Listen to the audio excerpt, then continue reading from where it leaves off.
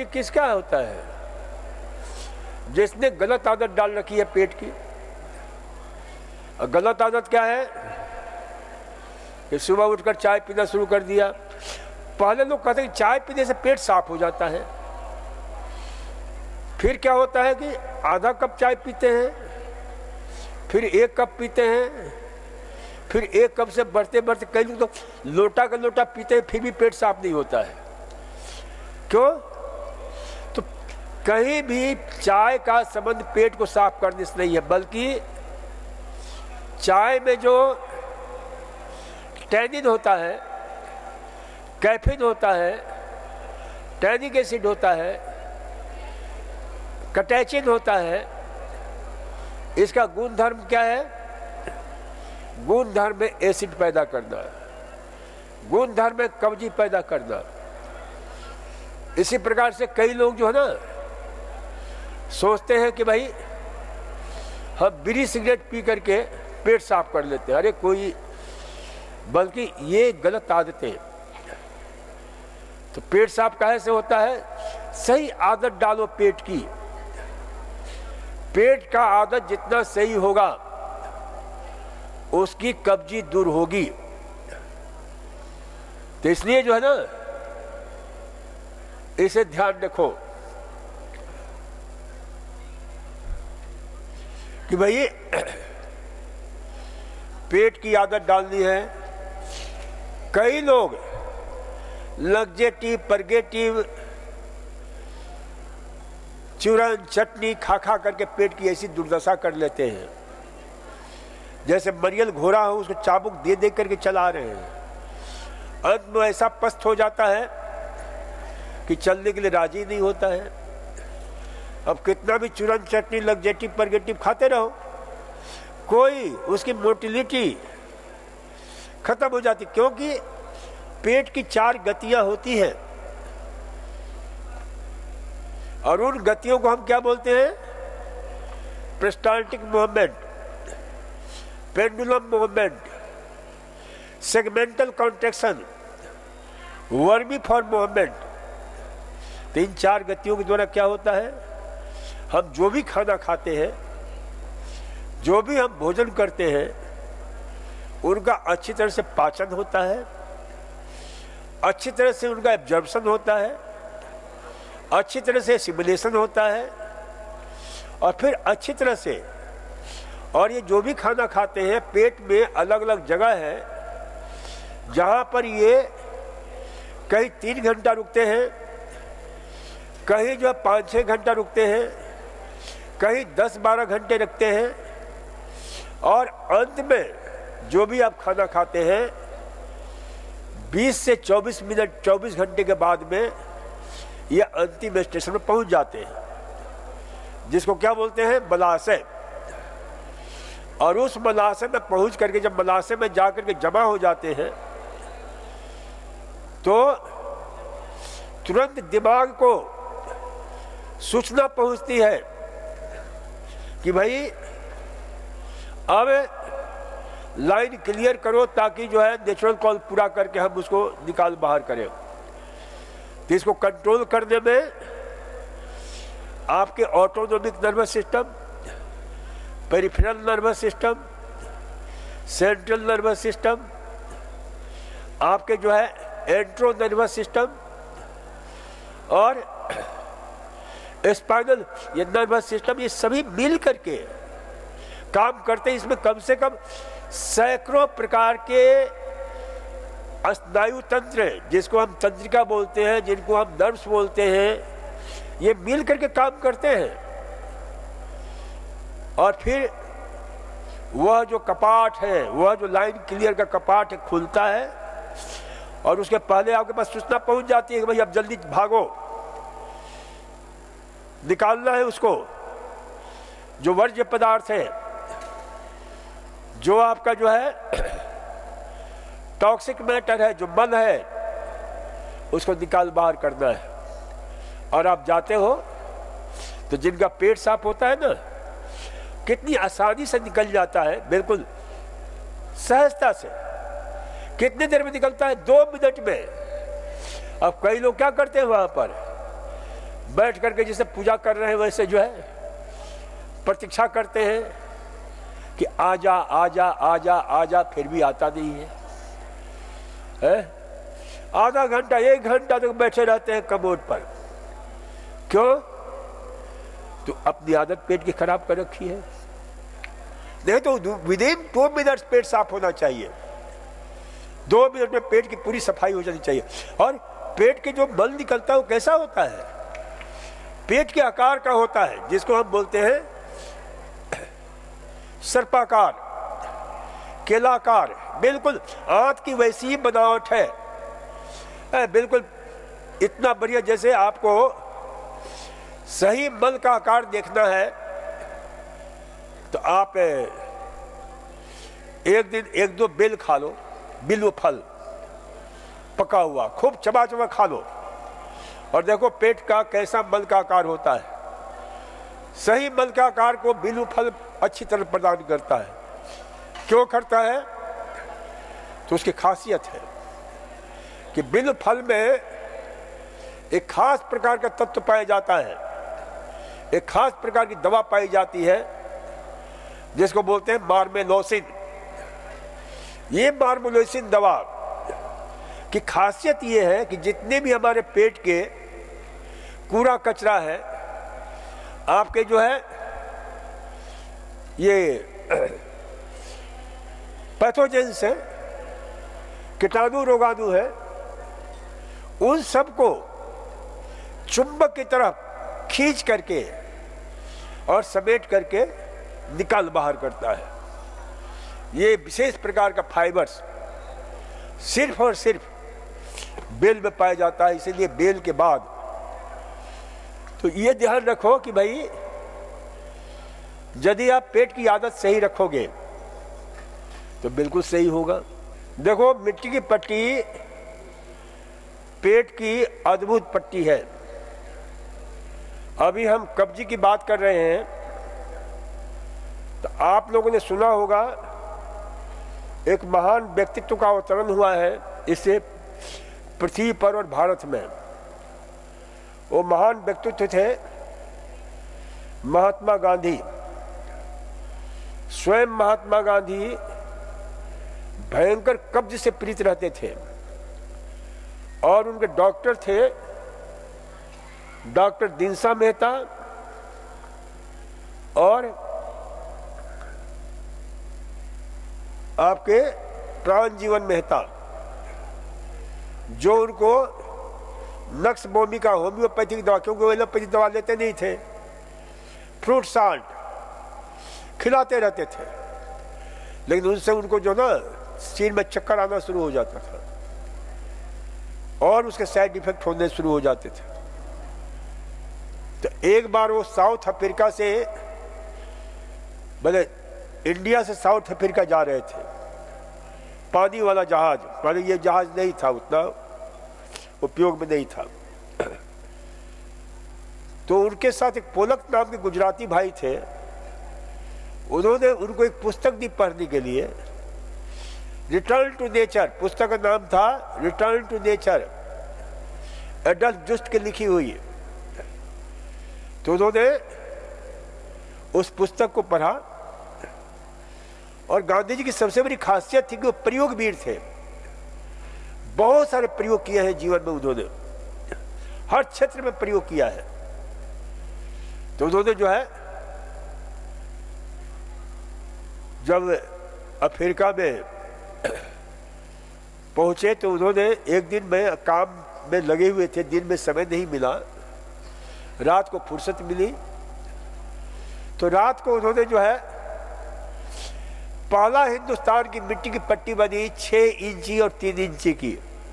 क्योंकि गांधी दुबले पतले थे, उनका पेट इतना लंबा चौड़ा था नहीं जैसा कि आप लोगों का है। तो उन्होंने जो है 6 इंची 3 इंच की मिट्टी की पट्टी बनाकर पेट पर रखा और उन्होंने बड़ा साइंटिफिक तरीके से, क्योंकि एडल्फ जुस्ट की पुस्तक में लिखा है कि मिट्टी लेकर के पेट पर छाप दो, ऐसे रख दो। उन्होंने कहा कि नहीं, उन्होंने टाट के ऊपर टाट समझ रहे हो ना, पतला टाट जो होता है, उस पर मिट्टी की पट्टी रखी, मिट्टी बनाया पट्टी, और पट्टी बना करके पेट पर रखा। और सुबह, क्योंकि रात को उनको नींद आ गई पट्टी लेकर के, बहुत गहरी नींद आ जाती है लोगों को, सुबह उठे तो कमाल हो गया। जो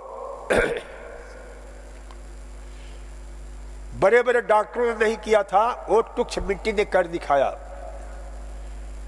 और सुबह उठे पेट उनका साफ हो गया। फिर तो मिट्टी की इतनी दीवाने बने गांधी जी कि उन्होंने बहुत सारे प्रयोग किए हैं। उनकी आत्मकथा है सत्य के प्रयोग, यदि पढ़ने का मौका मिले तो उसमें कई ऐसे कठिन कठिन बीमारियों में मिट्टी का प्रयोग करके ठीक हुए हैं। तो ये मिट्टी सामान्य मिट्टी नहीं है। अब देखो, अभी एक महिला गई, उसको पता ही नहीं है। देखो, मिट्टी की पट्टी जब भी लो ना, तो ध्यान रखो आप लोग कि यहाँ बगल में बहुत सारे टॉयलेट बने हुए हैं। तो क्योंकि मिट्टी की पट्टी रखते ही क्या होता है कि टॉयलेट की इच्छा होती है, पेशाब पैखाना दोनों ही संभावनाएं जिनके वो बढ़ जाती है। तो कृपया जो है ना, बगल में जो है टॉयलेट है उसका उपयोग कर लो। और काफ़ी सारे बने हुए हैं, महिलाओं का अलग है, पुरुषों का अलग है। तो ये ध्यान रखो कि भाई पट्टी लेने के पहले निवृत्त हो लिया करो, ताकि जो है ना फिर दिक्कत नहीं हो। तो ये मिट्टी की पट्टी पेट के लिए बहुत अच्छा रहता है। हर प्रकार के रोग में मिट्टी की पट्टी जो है ना, अब यहाँ तो आप लोग बड़े नफासत और नजाकत वाले लोग हैं, तो मिट्टी की पट्टी हम कैसा देते हैं, थोड़ा चारों तरफ से तह लगा कर दिया जाता है। हालांकि उसका उतना लाभ नहीं मिलता है जितना कि सीधे मिट्टी की पट्टी लगाई जाए पेट पर। हमने जयपुर से जो है ना अपने चिकित्सा का प्रारंभ किया 1972 में। तो वहाँ पर आज तक मिट्टी की पट्टी डायरेक्ट दी जाती है पेट पर, सिर पर। वो प्रचलन अभी तक बना हुआ है और उसका लाभ बहुत अच्छा मिलता है। लेकिन यहाँ पर लोगों का रहता है कि भाई कहीं पेट में मिट्टी न चिपक जाए। अरे मिट्टी से ही बने हो, अंत में मिट्टी में ही मिलना है। मिट्टी हमारा अस्तित्व है। तो इसलिए जो है ना, मिट्टी से दूर मत हो। तो कब्जी के लिए ध्यान रखो कि ये मिट्टी की पट्टी है, कोल्ड ही बात है, गरम ठंडा सेक है, ये घर पर कर सकते हो। दूसरा, कब्जी के लिए 2-3 चीजें और देखो। हर महीने में प्रकृति जो है कब्जी को दूर करने के लिए बहुत ही शानदार दवा प्रदान करती है, बहुत ही शानदार। अब जैसे इस मौसम में, अभी मौसम गया, यदि आपके मार्च से लेकर के जून तक हमें क्या मिलता है, बिल्व फल। बिल्व फल जो कब्जी का महानाशक है,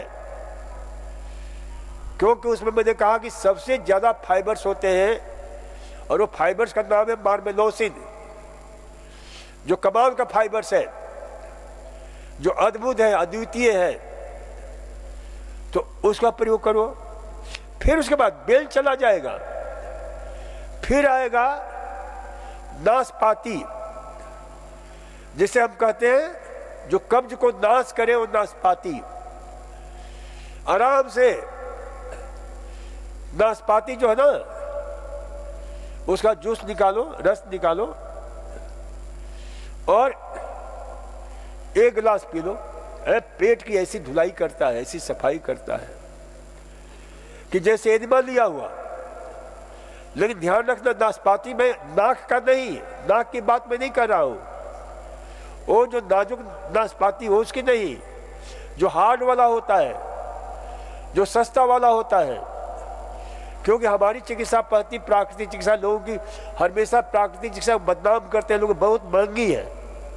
लेकिन हमारी चिकित्सा पद्धति हमारी जो है ना, उसे हमने बहुत सस्ता किया है। आप लोगों को जान करके आश्चर्य होगा कि 1.5 रुपये में हमने जो है 1991 में 1.5 रुपये रोज के खर्चा पर हमने कैंसर के रोगों का इलाज किया, वो भी पेट के कैंसर का रोगी जो आज भी अभी जिंदा है, भरतपुर की माया शर्मा जो टीचर है। तो ये ध्यान रखा करो कि भाई ये आपकी नाशपाती जो है ना बहुत सस्ती मिल जाती है, हार्ड वाली नाशपाती। और ये बस एक चीज का ध्यान रखना कि कहीं यात्रा पर जा रहे हो तो इसको मत पीना भूल करके भी, नहीं तो आपका पैंट टोट सब खराब हो जाएगा, क्योंकि ये इतना जबरदस्त काम करता है जैसे कि एनिमा काम करता है। 1 या 1.5 गिलास पी लिया नाशपाती का रस, और बहुत स्वादिष्ट लगता है, बहुत स्वादिष्ट लगता है। और फिर उसके बाद नाशपाती खत्म होता है, आ जाता अक्टूबर नवंबर का महीना, फिर प्रकृति हमें देती है बहुत ही शानदार आहार। दुनिया का सबसे बड़ा हिंदुस्तान का, ये सिर्फ हिंदुस्तान का पौधा है ये, जिसका नाम क्या है, आंवला मिलेगा। आराम से 8-10 आंवले का रस निकालो और पियो, वो भी पेट की पूरी धुलाई कर देता है। ताजा ताजा आंवले का रस, ताजा ताजा नाशपाती का रस, ताजा ताजा जो है बेल का रस लो, बेल खाओ। अब ये 3 फल जो है ना बहुत अद्भुत है, और ये 4 महीने तक मिलते हैं, इसलिए 1 साल में ये 3 फल का प्रयोग करो, सेवन करो, और देखो आपका कब्ज का कैसे नाश होता है। और ट्रीटमेंट में हमने बता दिया, मिट्टी की पट्टी लो, नहीं मिट्टी की पट्टी ले सकते हो, ठंडी पट्टी लो, और पेट की रीढ़ की हल्की मालिश कर लिया करो, एनिमा ले लिया करो, बस्ती ले लिया करो। तो ये जो है ना कब्जी को दूर करने का जो है ना बहुत श्रेष्ठतम सरल उपाय है। और इसके अतिरिक्त हर महीने में सब्जियां खूब मिलती है। अब जैसे ठंड के मौसम में आंवला मिलता है, तो दूसरी तरफ कब्ज को नाश करने वाला सबसे बेहतरीन सब्जी मिलती है, जिसका नाम है बथुआ। ये बथुआ का साग जो है ना बहुत ही कमाल का काम करता है, एकदम पेट की सफाई, इसमें विशेष प्रकार का फाइबर्स पाया जाता है।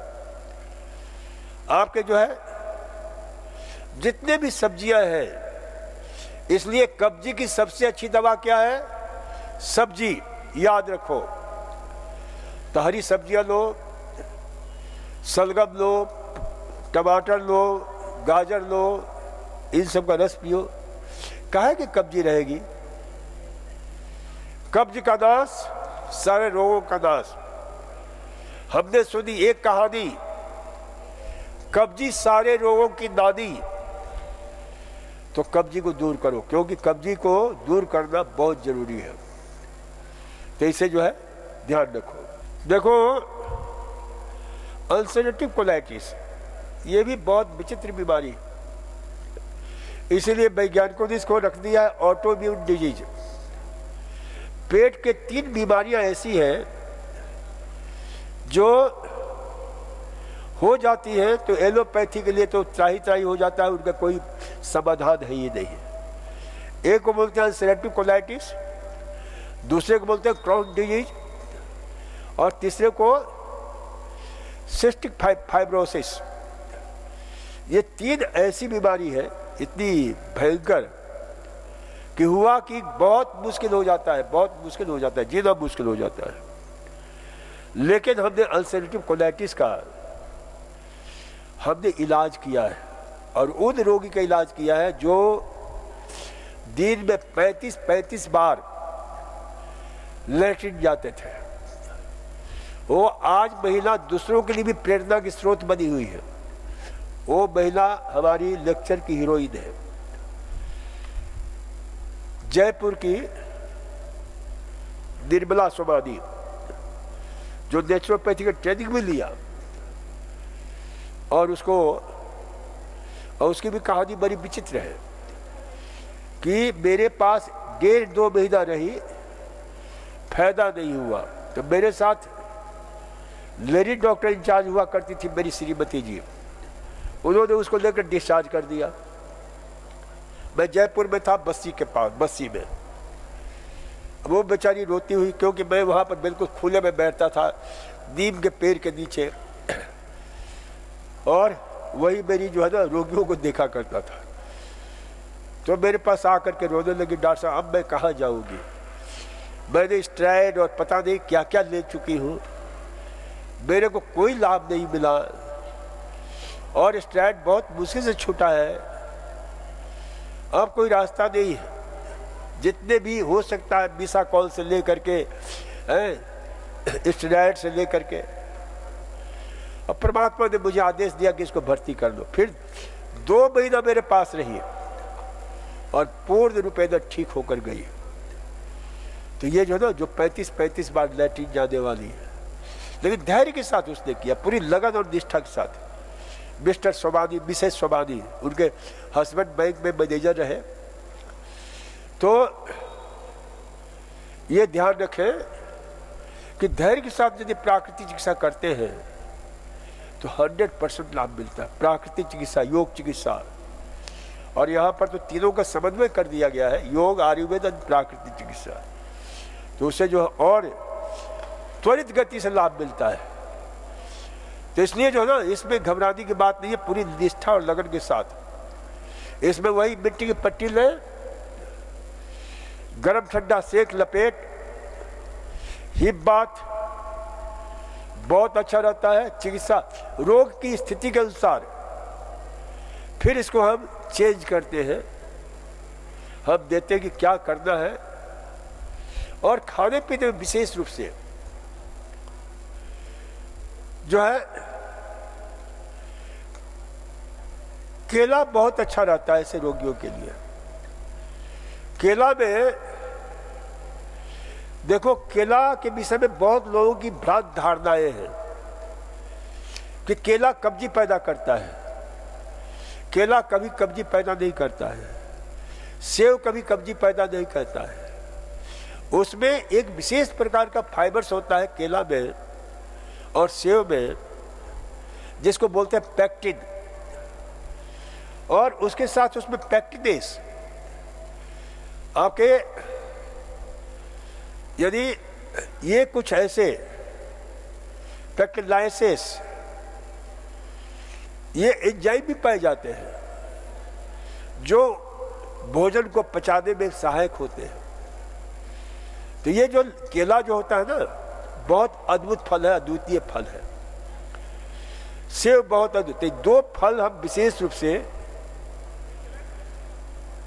अल्सरेटिव कोलाइटिस में रोगियों को हम प्रयोग कराते हैं। और ताजा दही, खट्टा दही नहीं, ताजा दही।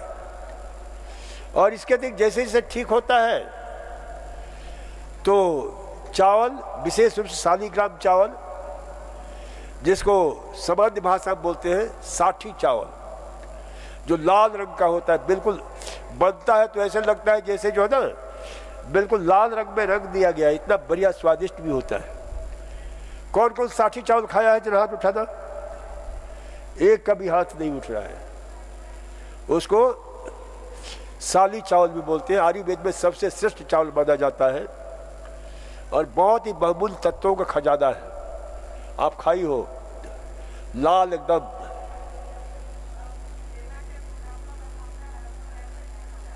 है?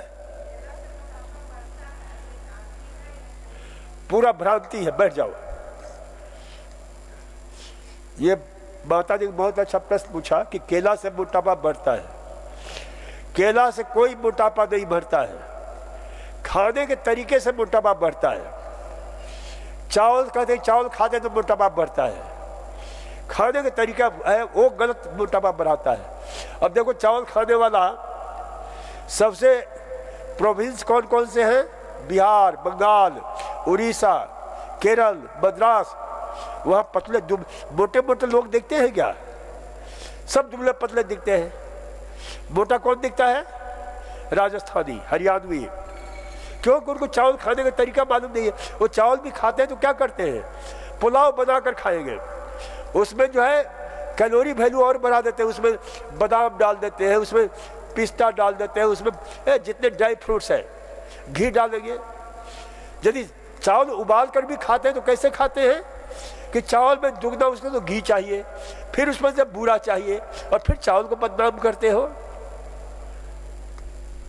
तो चावल कोई मोटापा नहीं बढ़ाता है। उसी पर केला, अब केला मोटापा बढ़ाएगा कब है, जब आप खाना खा लोगे और फल के नाम पर ऊपर से 2-4 केला खाओगे और फिर केले को बदनाम करोगे।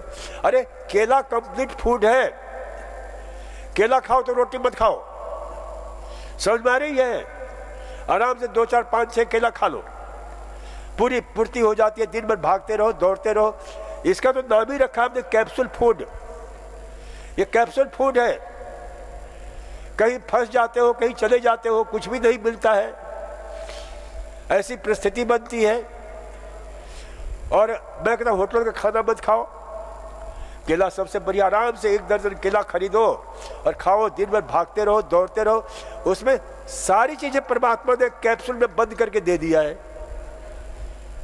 तो ये जो है ना बहुत ही जबरदस्त फल है केला, कोई मोटापा नहीं बढ़ाता। बस इतना ध्यान रखना है कि फल के नाम पर केला मत खाओ, इसे रोटी के नाम पर केला खाओ, चावल के नाम पर केला खाओ तो कोई मोटापा नहीं बढ़ाएगा।